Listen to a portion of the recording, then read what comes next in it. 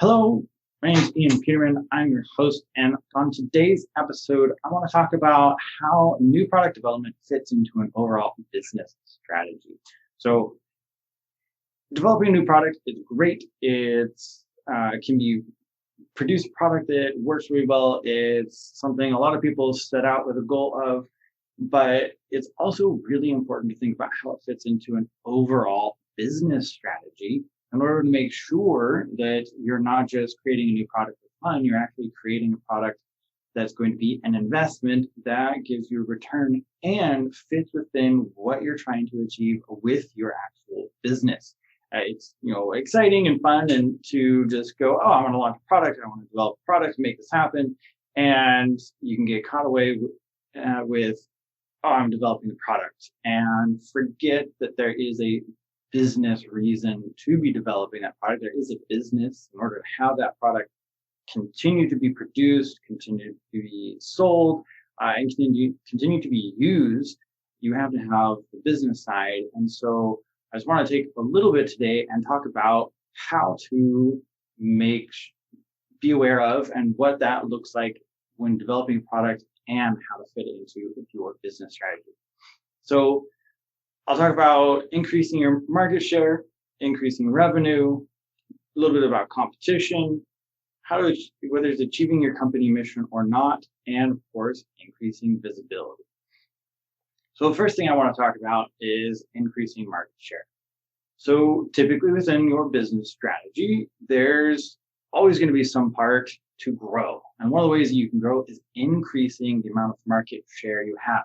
Basically, how many people are actually going to be interested in your company, your products, and buying from you relative to everyone else. So when you're looking to increase your market share, you want to think about your product, and the product needs to fit within your business strategy. So if you're trying to expand your market and get into a second market that you're currently not in, if you're developing a product, you want to make sure that that product is going to connect with that market and ideally be able to connect with your existing market if you can make that work. Obviously, some products, they just don't cross industries. So this product is for one market, this product is for another. But if you're really trying to stretch into a new market and increase your market share, you want to be doing that in a way that doesn't disassociate completely, because you want to make sure that people are aware of your brand, because you're trying to grow your company as a whole. And so being able to have it tie back with your main base basically of customers while still attracting maybe some additional people, you want to be aware of how that's going to work. And does the product that you're developing right now increase your market share in the way that you want to do it next? Maybe it does jump into a new market or it will attract more people, but maybe that's a section that you want to be going after in 3 years. So you want to be aware of what it's going to attract, what it's going to grow, and make sure that's in alignment with what you're trying to do with all the rest of your business efforts. The second thing that I want to talk about is increasing revenue. So obviously, you want to be increasing revenue. You want your business to be growing. You want to be helping more people, launching more products, making a bigger difference, whatever it is that you want. It's going to require increased revenue. And of course, that's part of your business strategy. So when you look at a product and you want to start developing it, you want to look at the revenue side. It's going to take this much investment, and we're going to estimate this many sales. I'm looking at how quickly that revenue is going to start coming in and how long it's going to take to recoup that investment is absolutely part of how you sometimes choose which products to develop when. You look at, maybe you're starting up, maybe it's your second product, third product, and you need quicker growth. So you look at short-term, lower investment, higher return products that you can develop immediately. And your long-term strategy might be, we're going to start a development of a product. It's going to take 18 months to develop it, and it's going to take a year or two after that of sales just to recoup everything, and then we'll actually be in the positive. And so you want to think about, what is the business strategy? What does the business need right now? revenue wise, and in the next 6 months, 18 months, even out 3 years, possibly, depending on how far you're looking at financially. And you want to be thinking about, how does my product fit into the revenue strategy for the company, and what's going to be the best fit. And I've definitely sat down with clients and companies that are set up, and we make that decision. We go through, well, there's 10 different products we can develop right now. They're all within our brand. They're all in the right market area that we're wanting to go after. They fit everything else. How do we cost out everything in order to make sure the revenue side of that product development process is going to match and not sink us into a hole that's going to be really painful for a couple of years before we get out of it? So that's something you want to be aware of as part of your business strategy. What is the financial, the revenue side as it relates to this new product that you're going to start investing into? The other thing I want to talk about is competition. So you want to think about your business strategy as it pertains to competition. Certain companies base their product development partially on their competition. So a great example, of course, is Apple and Google. They release products to compete directly with each other constantly. One releases one kind of product. It's not that long before the next company introduces products specifically to compete with that other company's product. Now, some of that is just the market. So once a new product is entered into the market, then you're going to be behind if you're not creating something that fits the latest and greatest technology or interests of the consumer. It also can be based solely on a specific competitor. So not everybody that makes a smartphone is competing in all of those ways or in every single feature. So you want to be aware of what is your competitive base. What are you looking for in terms of a product to compete against other companies? And what is it going to take competitively in order to ensure that you're releasing products that are actually interesting to consumers and you aren't falling behind? You don't want to be the person that's developing a product 5 years after it became popular. Being behind is not good. So be aware of what your competitive business strategy is, and that will help you to think about what product you should be developing and how your products lineup that you're planning on developing should be launched in what order. Fourth thing I want to talk about is company mission. How does your product fit into your company mission? Is it going to help you achieve your company mission?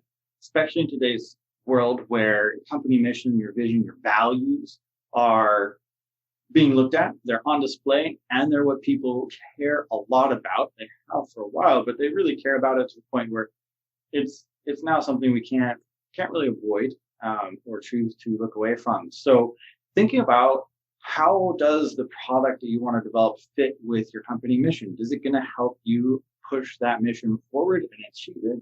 Or is it going to possibly derail it, or even just be a sidestep? Even is it just going to be neutral? Is it just not going to make your mission more apparent or help your mission move forward, but it's also not going to hurt it? And neutral isn't always a good thing. It's really, sometimes neutral is bad in terms of what your mission is and what your customer base expects. You know, it's like producing a product that is just okay. Well, if that doesn't really match with your brand, if you're not just an in the middle brand, you can't really get away with that. That actually can detract from your brand. And when you detract from your brand and your mission, you can start disconnecting yourself from your true customer base.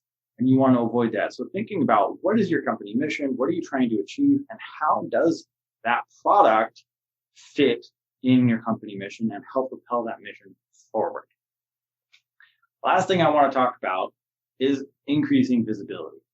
Not every product you launch may increase your visibility. When you're small and you're wanting to obviously get as much attention as possible, get out there right in front of the right people, and you want that visibility because you need it. You're not a big company. You don't have a large amount of visibility already.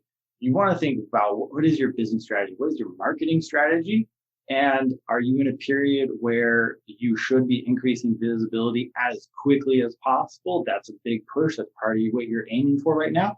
Or are you in a slower period in terms of visibility where you're not worried about that as much? You want to build more supportive products that are maybe accessories to a primary product, or they're just second group of products. They're not your primary, not your hero products. They're not big visibility. They're not a big PR products. But you got to be aware of where you're at in your marketing and business strategy in terms of, do we need a product that's going to create a lot of visibility for us right now? Is that going to help us as the overall business more than something that's going to be less visible? So I hope this gives you an idea of how your new product development can fit into a business strategy and what you should be looking for in terms of making sure that your product that you're actually developing right now today actually is helping your business strategy overall. It's going to help the company overall grow in the direction that you want in the time that you want it to be. And that's something it's very important. A lot of companies and a lot of startups spend a lot of time developing and putting resources into a product that isn't the right fit at the right time in their business life cycle and in their business strategy. And it doesn't mean it's a bad product, but wrong time of a product can be a real detrimental hit and slow you down. And it's better to think through this process and be more strategic about it. And so that's something that I do with my clients is really just help make sure everyone's aware of what is the business strategy and does the product that we're developing actually fit in. And I'd rather not develop a product for you that doesn't help the business overall, because at the end of the day, if we put the business into a tight spot because we developed the wrong product at the wrong time, it's a lot of pain that we could have avoided. So hopefully this gives you some things to think about as you're thinking about your next products and what your strategy is to developing a new product.